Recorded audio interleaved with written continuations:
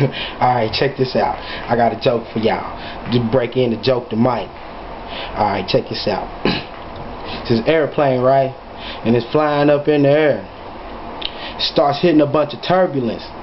All of a sudden, the woman gets on the intercom talking about, we're experiencing some difficulty, so we're probably going to need some people to jump off because we got too much weight and the plane's going down if y'all don't jump off. So everybody looking at each other, and she was like, well, when I call you, you got to jump off the plane. We're going in alphabetical order.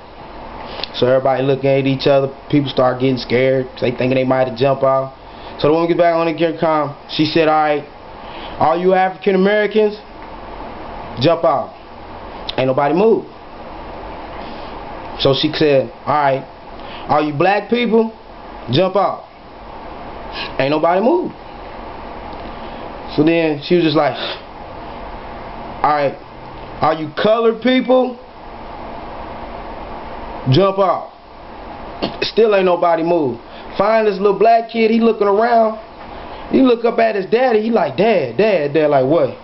He said, I think she talking about us. And he said, no, son, she ain't talking about us. We niggas today, they still got to get to the Mexican and Latinos. Joke to Mike. You think you got what it takes?